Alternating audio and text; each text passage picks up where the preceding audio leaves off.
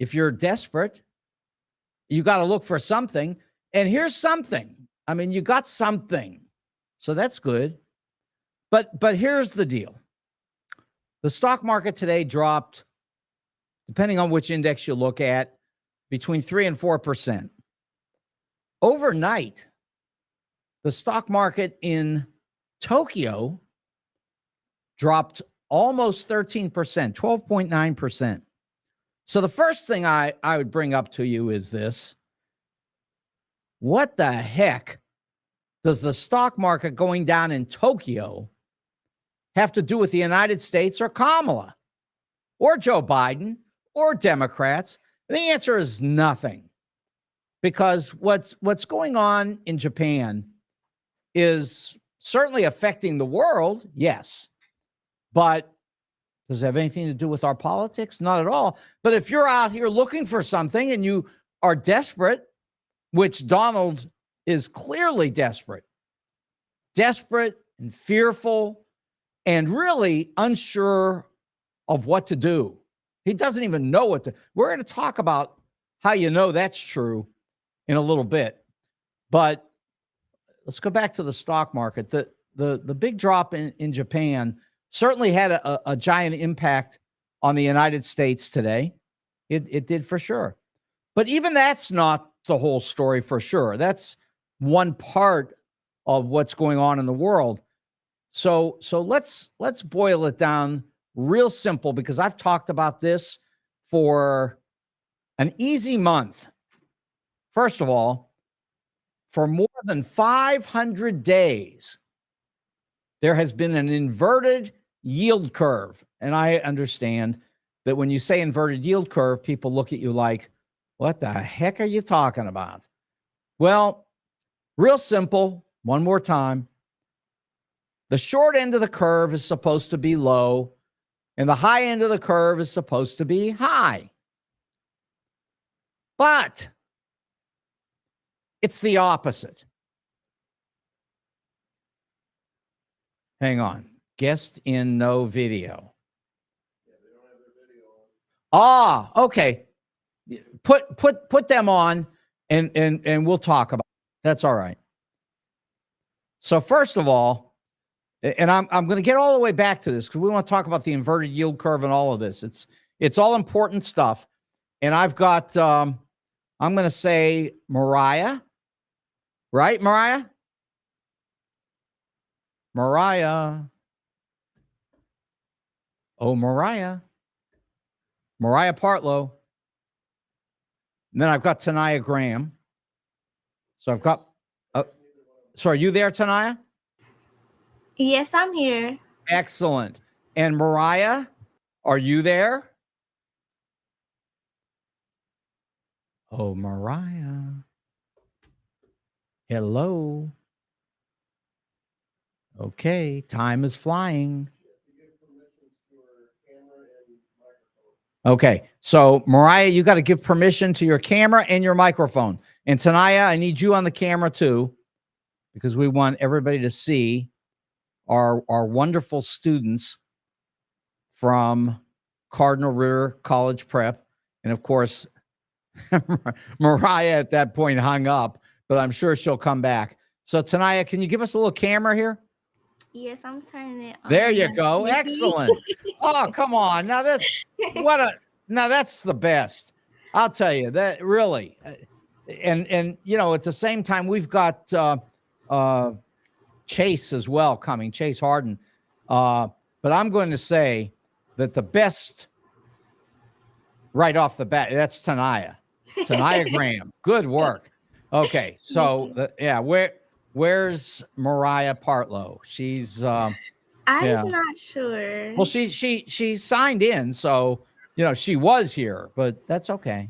She'll be here in a minute, I'm sure, and that's okay. So we're having a meeting, and this, first of all, this is a meeting at let's see. She may have restarted her device. Okay, that's good, very good. So you know, I'm getting a little messages here tonight, no problem. But okay. Yeah, so Mariah, I think, is putting it back together again. Okay, so at Cardinal Ritter College Prep, where school starts on the 12th. So Yeah. today's the 5th. So that's a good question for you while we're waiting for everybody.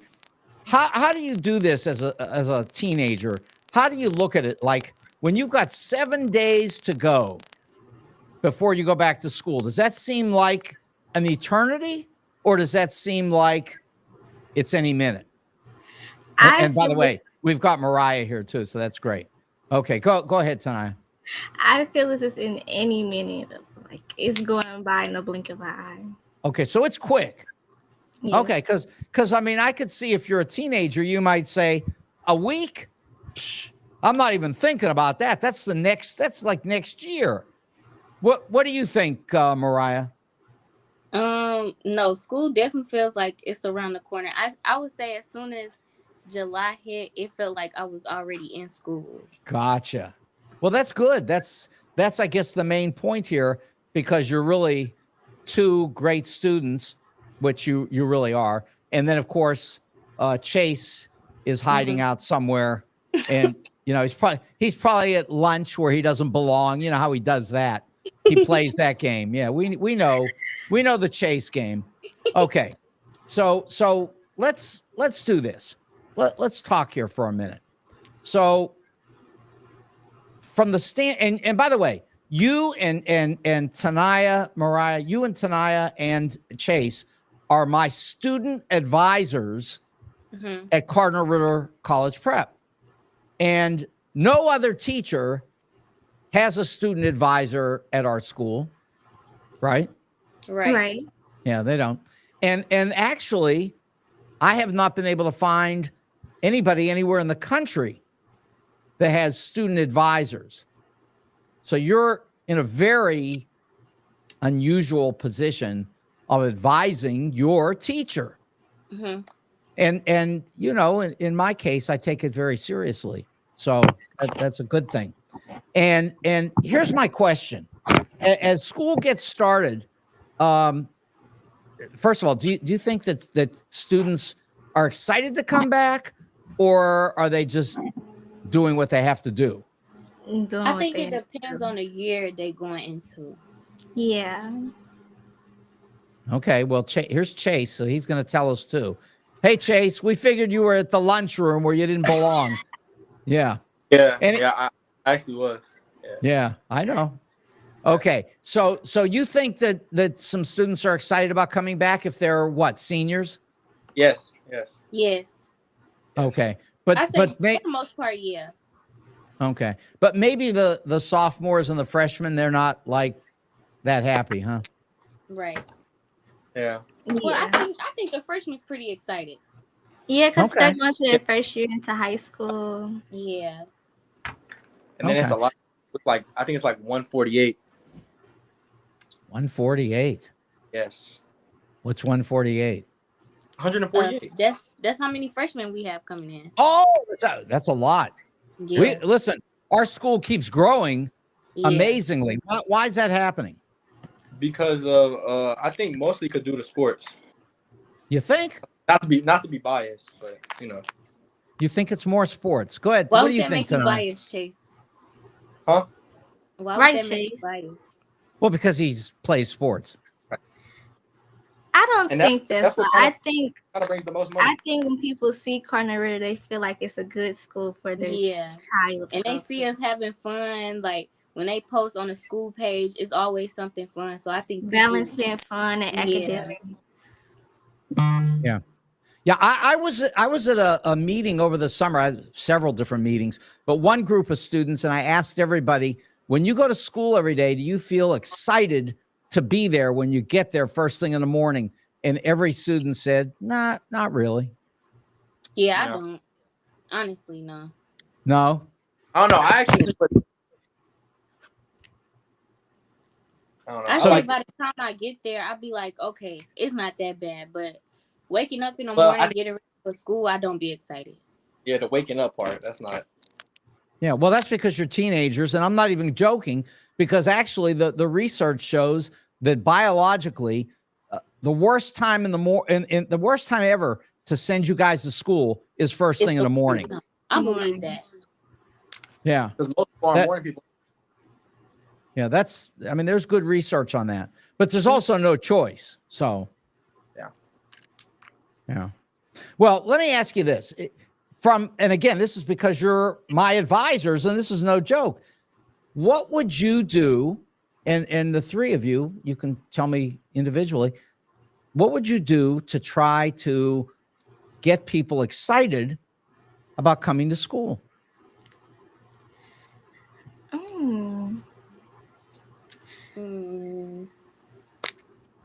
Hello?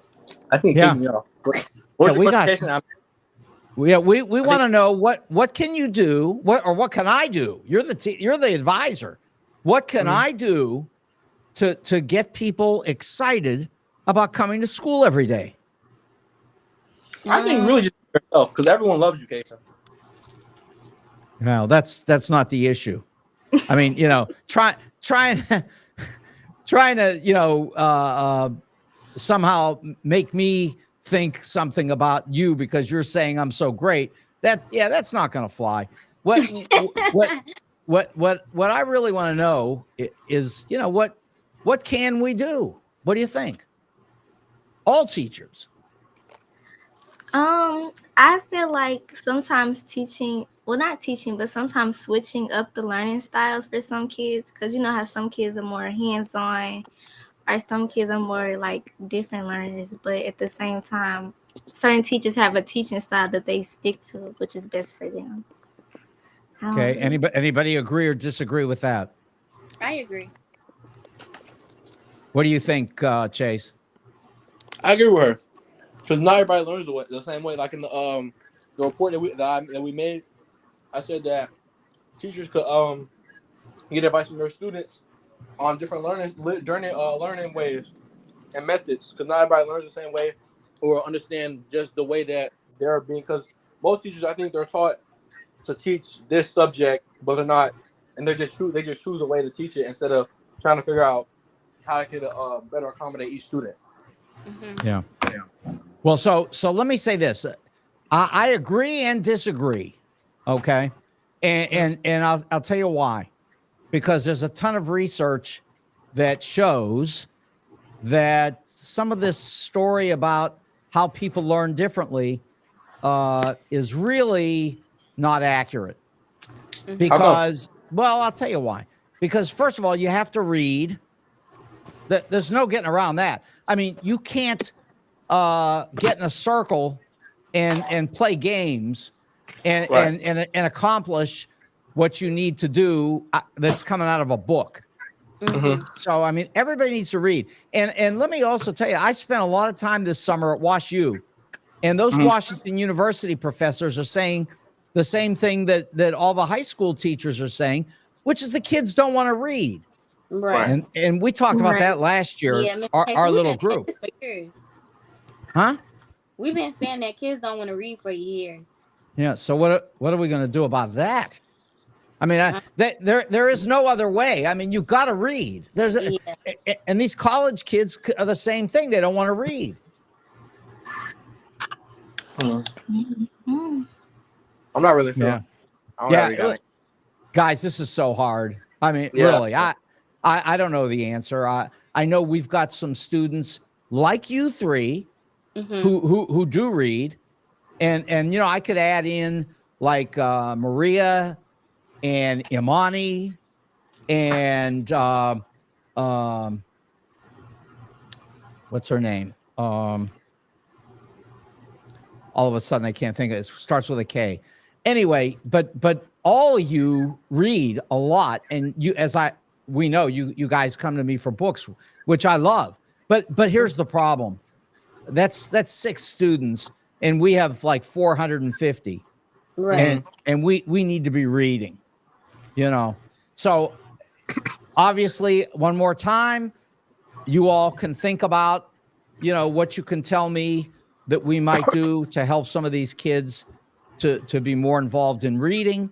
And then also anything that you think of that not only you think I should be considering, but that you think I should tell some of the other teachers as well.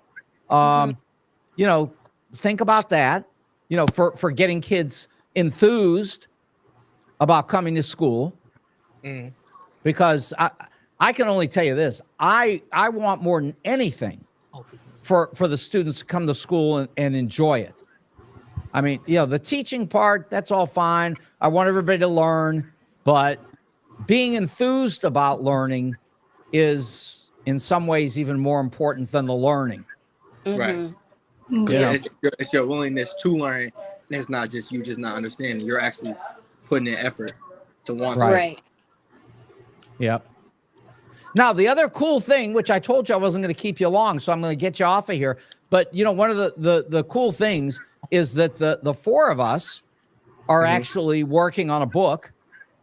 And we've got some really cool people at higher levels of education that are supporting this and are really excited about reading our research about what we've done and what we found. So, I'm just going to go around here one more time, each one of you. What's good about being an advisor to a teacher? I would say probably being able to give a student input, because a lot of teachers don't really ask what students think about certain things. So I like that we're able to have a voice for the students. I think Tanaya, what you think? Hang I on, agree Tanaya with first. I agree with Mariah, because I feel like sometimes teachers need that feedback to work better with that connection with their students. So it's good to have a connection and understand what your students want or what they want to see different. Okay. And what you think, Chase? I think a good thing about it is that everyone can learn something from somebody else, and so the students giving them advice about it, it can help them be a better teacher or anything. Good helping them. Yeah. Okay. Well, listen, you all, I appreciate everything that you do all the time. And we got a lot of other things to do as we head into the new year. I'm really looking forward to it. And I'm excited about you three for sure. Gotcha. Okay. I'm excited too. Okay. Well, you guys, you have a great rest of the summer, even though it's like no time at all. Literally a week. No time. And on the 12th, I'll see you all. All right. See you, Mr. Okay. Casey. See you later. You be good. Okay. Cardinal Ritter College Prep students. Those are student advisors who are also working with me on a book, which we'll talk about someday, but there's no reason today. So here's the deal. Let's go back to where I was, because I was absolutely talking about some economics things, really important things. And the reason I say very important is because, the media, which, I love the media. I love them. I trust them. They're outstanding people. They work hard. They mean well. They're doing everything they can to produce great information for the public so that people understand what's going on in the world. And that's their job. However, after 50 years in the stock market, I can tell you this, and I knew this way back 50 years ago. I knew it almost from the beginning. People who report on economics rarely have the slightest idea what they're talking about. And today is a great example of it, because if you go out and listen to what everybody's explaining for why the Dow Jones dropped 1,000 points today, it's nonsensical. First of all, it's nonsensical. Secondly, it's not true. So let's go back for a second about what is true, because sometimes this doesn't excite people as much. I mean, everybody wants to point to what's happening in the Middle East and talk about what the election status is and talk about what the economy looks like right now. And I understand all those things, but that's not why the stock market dropped 1,000 points today on the Dow, nor is 1,000 points as big a deal as it was 40 years ago, 37 anyway, when the stock market crashed in 1987, which was the last big stock market crash. And when I say crash, the Dow Jones that day was down 22%, which is the biggest one-day decline in the history of the United States. Turned out that wasn't the start of any kind of a downturn at all. It was actually just a hiccup, and everything turned up and it was all fine. But here we've got something else going on. We have had an inverted yield curve for about 500 days, and that's the longest in history. And it's an important fact. And here's why. Because the short end of the curve should be the lowest and the long end should be the highest. Well, right now it's not that way. The long end is the highest and the long end is the lowest and the short end is the highest. So as a result, it puts enormous pressure on everybody because people borrow really in the short end. Now, I understand mortgages are on the long end, and mortgages got up at one point over 8%. Right now, they're back down around 7%, but that's still high. It's not like it was in the 1980s when inflation was really out of control. I mean, people who say it's out of control now, I've shown you the charts. It's not out of control at all. In fact, I don't even know what anybody's talking about. They're also worried about what they're paying at the store. Cut it out, guys. People who can't afford things at the store couldn't afford it last year or the year before either. And that's why people like Joe Biden and Kamala Harris have come up with many of these programs, which are sort of LBJ kind of programs, but more importantly, even FDR kind of programs. By the way, that's the big fight in this country right now, is people who are trying to kill FDR. That's what this is about. These are people who are only worried about one thing, that we're doing too much to help somebody. But I always love it. I always love it because I always bring this up. You know, these people who want to cut down all these agencies and stop all the old FDR things, I haven't met one who wanted to get rid of the FDIC. Not one. Wasn't one person who was willing, if their bank went out of business, to just give up all their money. Oh, no. Then they want their program. Of course they do. So really, unless you know somebody who is willing to put their money in the bank and roll the dice that the bank goes out of business and then they're out, if you find that guy, probably a guy because women are too smart, if you find that guy, I will then tell you that that person is an honest player in this system. Because, see, what they really want to do is they want to kill FDR. And when I say kill FDR, I mean, that's not an exaggeration. Go to Project 2025, and it's all about killing FDR. Wipe out the agencies one after another. And believe me, it's even a little Theodore Roosevelt in there that they want to kill. Anything that has to do with government helping people, they want to wipe it out. Because what do they want? Hate to tell you what they want. They want Vladimir Putin. How do I know that's what they want? Because, as usual, Donald tells you what he wants. So what did he say?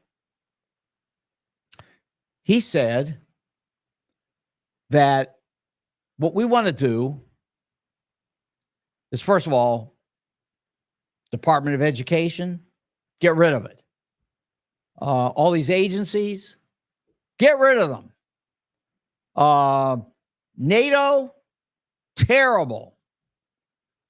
But that's just the individual details. Let's go right to the heart of it, because this is the best. He congratulated Vladimir Putin for the deal that was made to get the people back to the United States, the hostages that were taken by Putin and others. And so what did he do, Donald? He congratulated Putin. Did he congratulate Joe Biden? Of course not. In fact, he said that Joe Biden was horrible because he had to give something up to get the deal. He said, that is Donald, he said if he made the deal, he wouldn't give up anything. He would get the people back without giving anything up. Nothing. Of course, the media, you know, those terrible people who are always lying, they fact-checked him. And what they came up with is the fact that on 4 occasions during his presidency, Donald Trump got some people back to the United States, people who were being held hostage. And guess what? In each case, he gave up prisoners, our prisoners. He turned them over. He did exactly what Joe Biden did and Kamala and what anybody would do. He gave up some prisoners to get back Americans who were completely innocent, who hadn't done anything wrong. But that's what Donald did, and that's what Joe Biden did. And in fact, Joe Biden's even far more impressive, because when he was in the middle of finishing this deal off, so he knew he had the deal, at the same exact time, he was giving up his presidency in the next term. He came to the American people and he said, I'm withdrawing from the race. And he could have easily come to the American people and said, you know what? Here's why you should elect me next time. And I'm not giving up, because I'm bringing back the prisoners. I'm bringing back hostages. I've accomplished this in an amazing way. And I'm going to tell you all about it shortly. But here's what I've done. He could have done that. And really, nobody would have looked at him and said, you're a bad man. That was an unacceptable thing to take credit for. But he didn't do any of that. He just understood his position. He understood the danger of Donald Trump. And he decided it was time to turn this over to Kamala Harris. And, you know, it's funny how smart Joe Biden now looks, because look what he did. He turned it over to Kamala, and she has lit this country on fire with enthusiasm. So let's go back to this talk about a Kamala crash. First of all, it crashed in Tokyo last night, 12.9%. That's a crash. We were down 3 to 4%. That's not a crash. It's a bad day, but it's not a crash. But certainly it didn't do it here and then happen there. It did it there and then happened here. So, you know, if you're trying to find some blame somewhere, which I suggest you stop, because it's not like that. There is no blame. You could put it on Tokyo, but it certainly happened there before it happened here. Here's the thing about it. That inverted yield curve puts pressure on everybody and everything in this country. And in spite of that pressure, the markets kept going up, or at least the averages kept going up, the popular averages, because what I showed here on the air a month ago and several times since is that the average stock really wasn't going anywhere. The broadest indexes of the stock market were stuck for months, while the S&P, led by Apple and Amazon and Google and all the big names, Netflix, NVIDIA, everything, they led the way. All the money poured in there. And I said repeatedly that with this inverted yield curve and with the money pouring into all of these famous stocks, but not the average stock, that it wouldn't end well. And guess what? It's not ending well. There's a problem here. I can't tell you if this is a 6-month bear market or a 2-year bear market or how that will end, because that's sort of a day-by-day thing as to how this unfolds.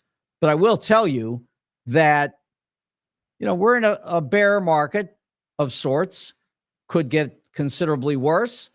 And how much effect does this have politically? I can't give you the answer. It depends on how adept Kamala is in handling this situation, because there's no question it's not her problem. She didn't, or it is her problem, but it's not something she caused. It's not Joe Biden's situation. He didn't cause it. And listen, even Donald Trump, who I would blame for everything, he didn't do it either, although he's getting destroyed personally, which is kind of a good thing. That crazy thing that he calls a company, which does no business and is a complete scam, like everything that he does. It lost about $500 million today. That's good. That's good for Donald. He's down from 80 to 26. So that's getting close to $8 billion. He's got a few billion left, maybe, almost. And by September 1st, you could wipe all that out. And even if it doesn't wipe it all out, the second he files and says he's going to sell all his junk, who's going to want it? And the answer is nobody. So he's not going to get anything out of this. I mean, he might get $1 a share, which would be $100 million. And don't get me wrong, that's some serious money. That's money, but not really. We could talk about it some other day. The country's going to talk about it by the time it gets down to that. But he's getting destroyed, which is where he belongs. Destroyed. Because you know what I always say, he belongs deposited on the ash heap of history. That's where he should be put. There are a lot of ways to do that, and we'll talk about that down the line as well. But the first thing that we're going to do is go get something to eat, because there's some great food out there that is unbeatable, and that's Wendy's.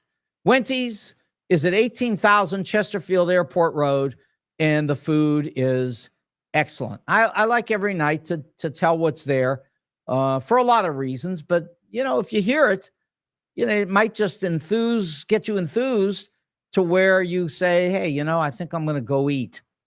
So, you think about it. First of all, the wings. People love the wings. They just do. And they're good as far as wings are concerned. I'm not a wing person, but the wings at Wendy's are great. They're excellent wings. And then, of course, they've got the smoked meat.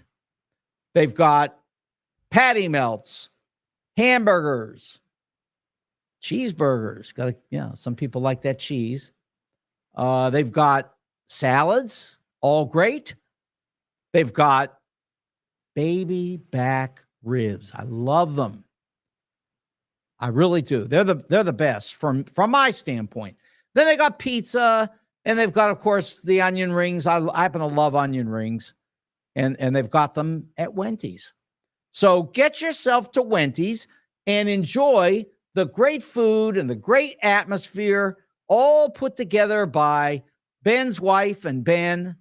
Great people, great restaurateurs. They've done a great job, but they've done even better than I've just said, because on top of it all, they've made it so that you can go to Defiance, Missouri, in order to get the great Wendy's food.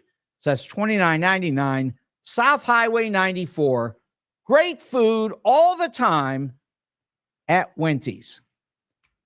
Now, if you're looking for jewelry, you're not going to eat the jewelry. You're just going to wear it. And that's 4506 Hampton, and that's Jewels on Hampton.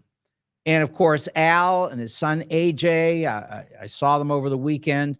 They are outstanding people. They run a great business, and you can go there, talk to them. They're very friendly. They buy and sell coins as well as jewelry. And it's sort of interesting to me, especially on the coin side.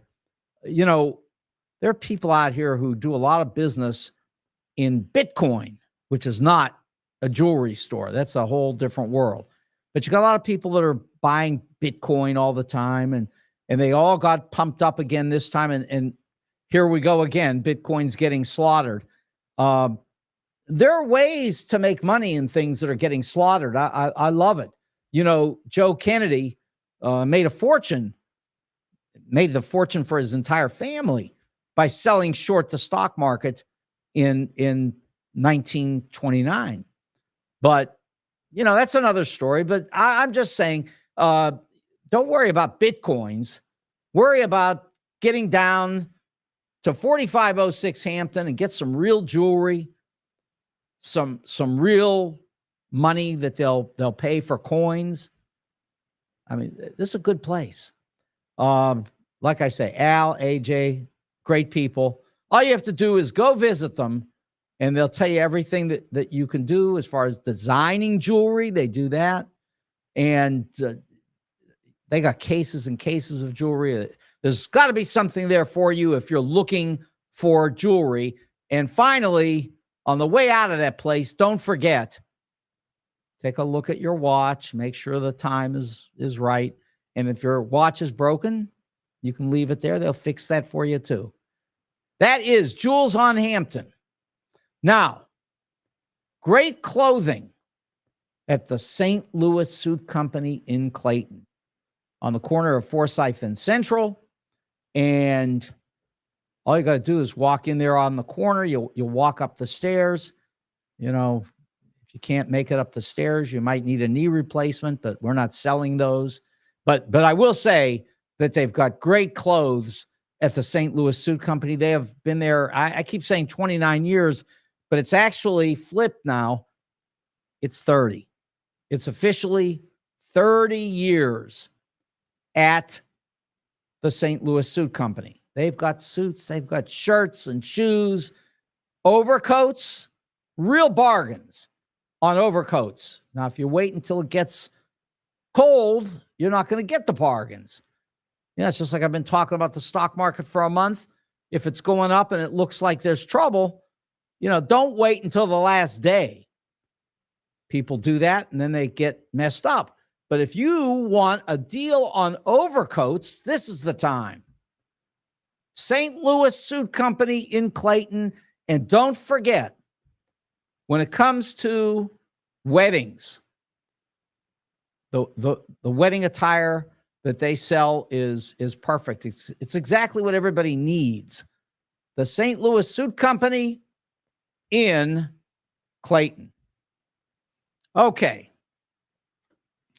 So let me tell you who I saw this weekend. And when I saw it, I couldn't even believe it. And this guy, his name is Byron Donalds.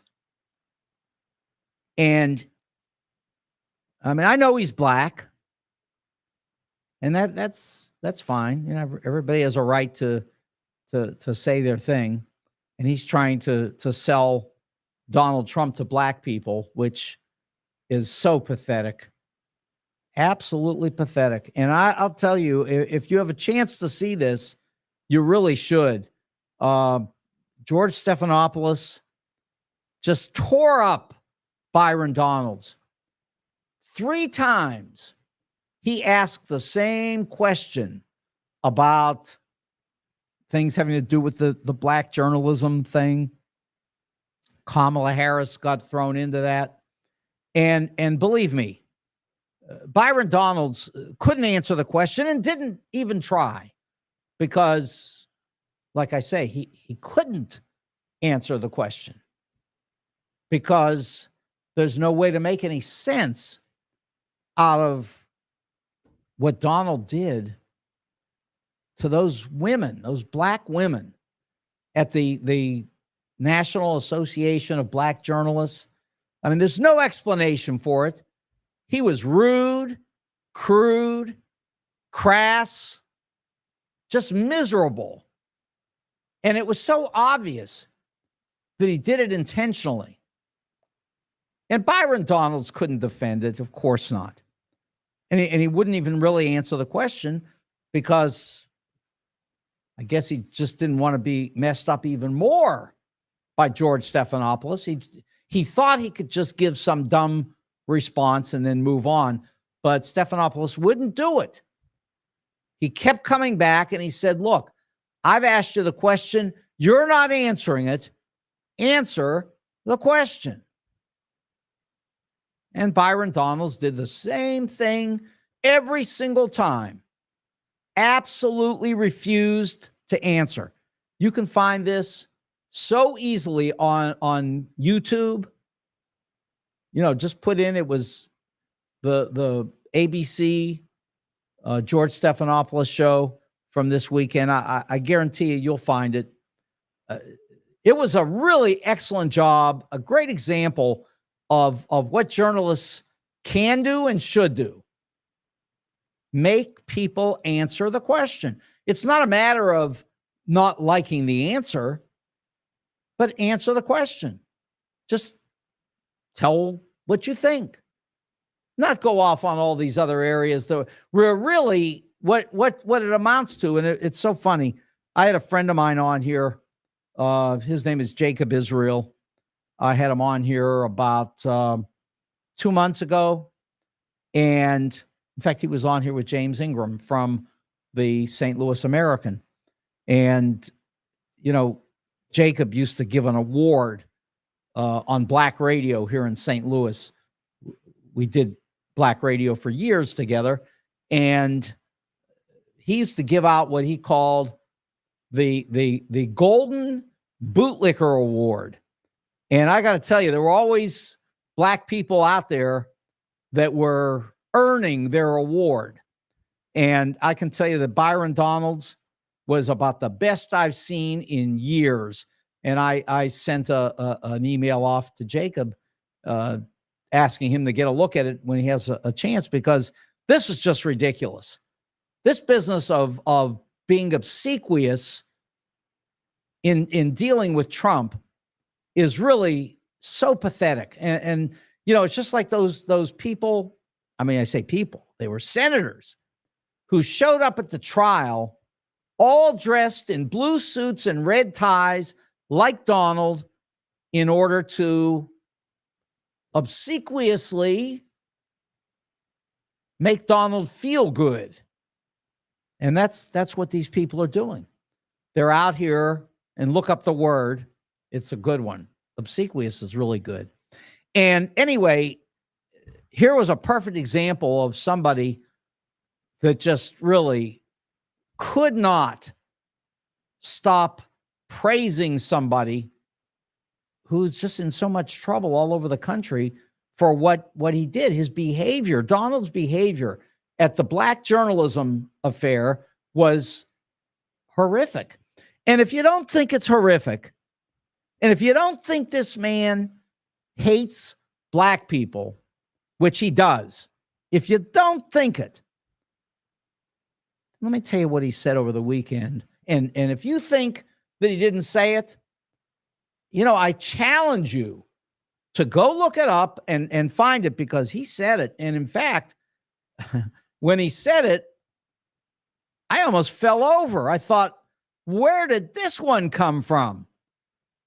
So he was talking about how all these immigrants coming here are bringing with them crime, chaos, and death.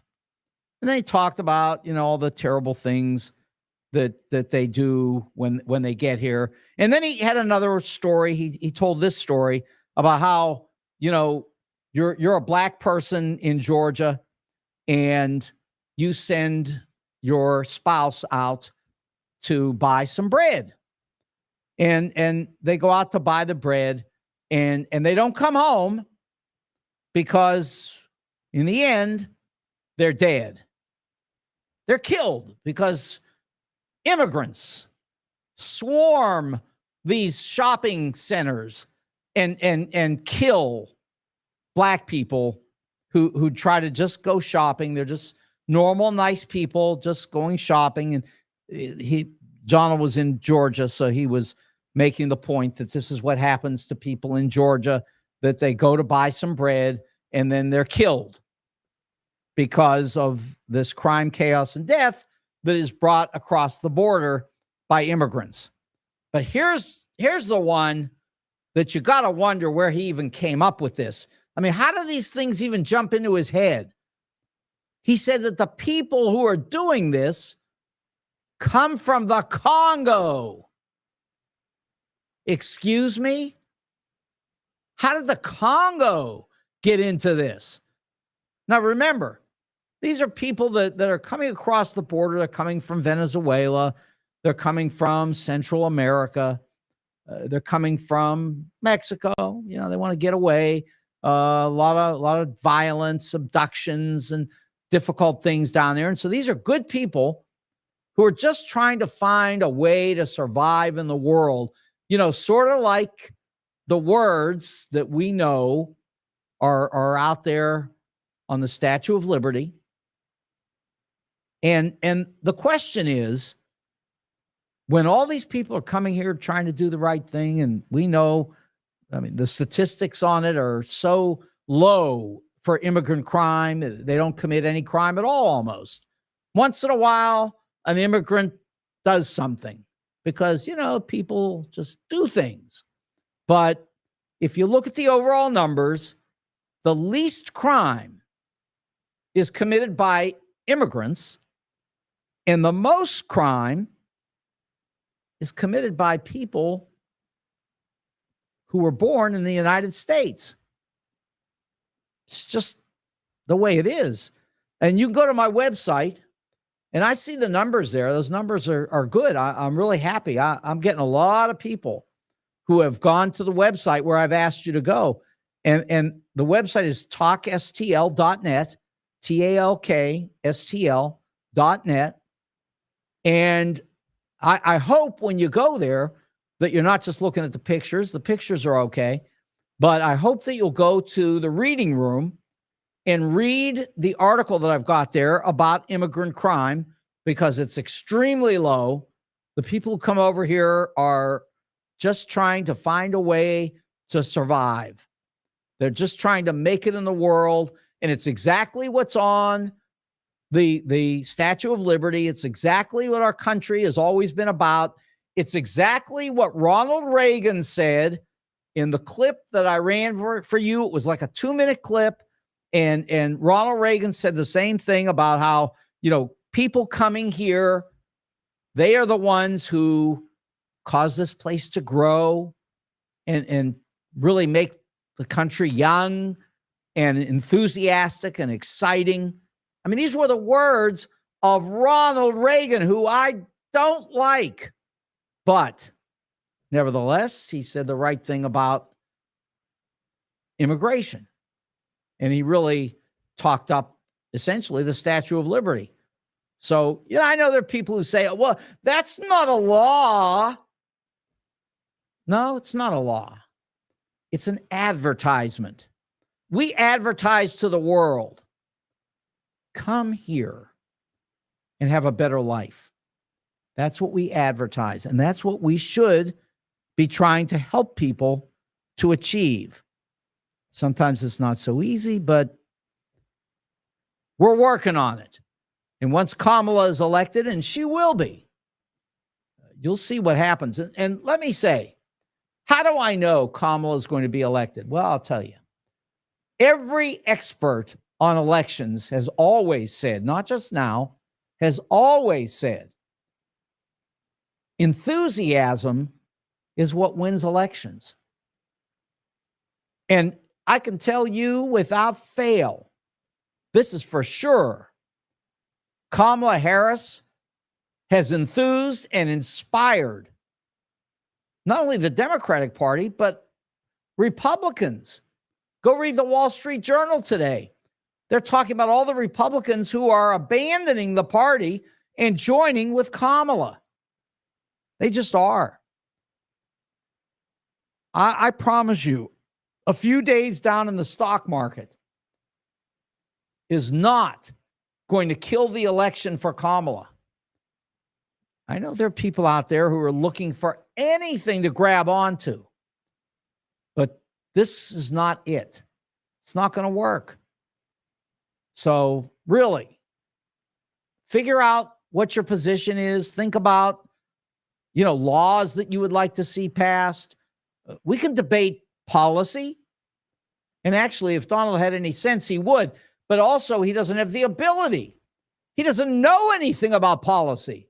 If you don't know anything, then how can you debate it? And that's, by the way, the exact reason that Donald canceled the debate.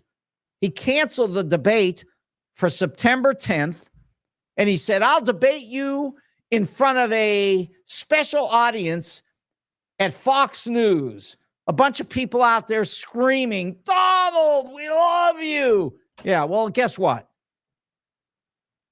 Kamala's not going to do it.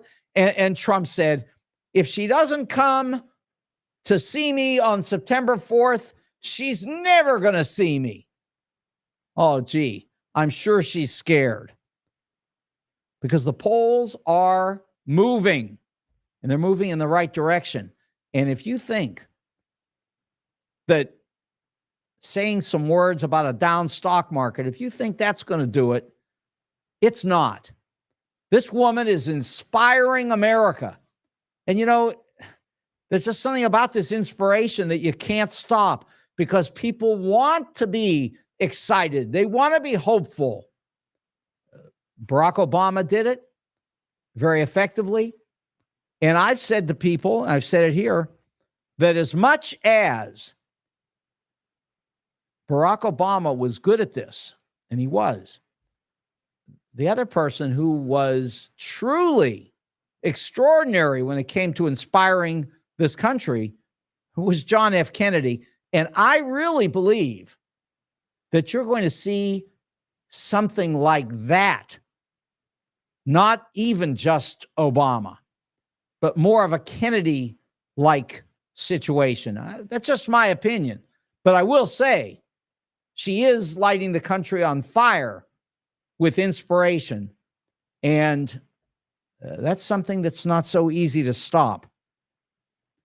And then if you're the guy who is out here warning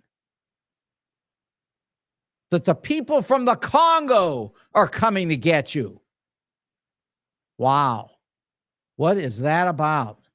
Except for anti-Black. That's all it is. 100% anti-Black. The people from the Congo are coming to get you. Where does this guy even get these ideas into his head? And there are a whole lot of Republicans out here right now who are saying that they wish he would cut it out and they wish that he would get onto some kind of a policy debate, but he can't. Because as I said, he doesn't know anything. How could he do it if he doesn't know anything? He really doesn't.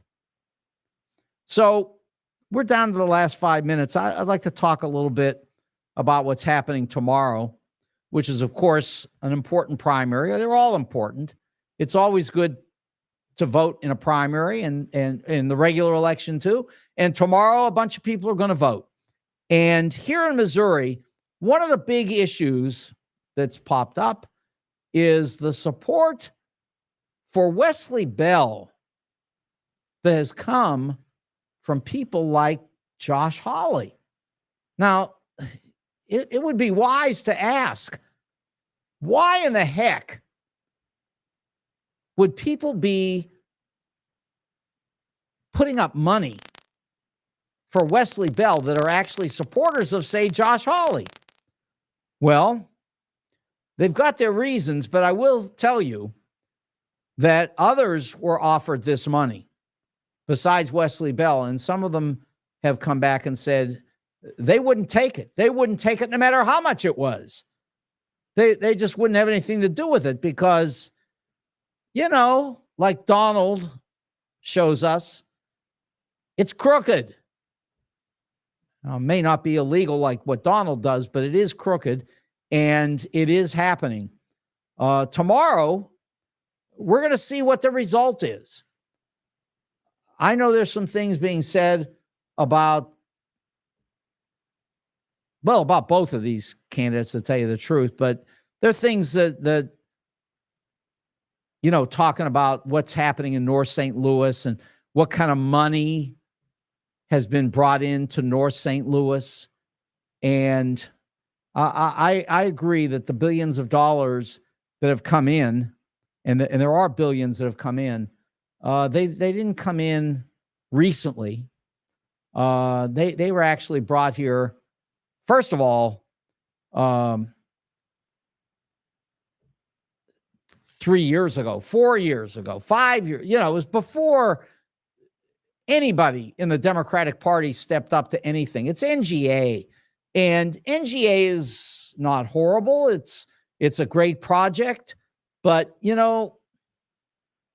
what you have to wonder is what's really being done for the people in that community, and what's, on the other hand, being done to maybe create something that we talk about all the time, which is called gentrification. White people coming into the neighborhood to replace black people who have lived there for a long time. It's well worth discussing, and I've talked about it over the years. A group of us from UMSL won an award for writing about this, and we went to Germany and met with a bunch of people there where they had similar things going on having to do with gentrification. But I bring it up because I can just tell you that some of what's being said out here is not honest. And I just want to see where Wesley Bell goes with this tomorrow. And can he win? Well, anything can happen. But we'll talk about it tomorrow. And I got some more things to say about that. But right now I'm going to get out of here, because for Wenty's and the St. Louis Suit Company and Jules on Hampton, I'm Mark Kaysen. This is Showdown. Good night.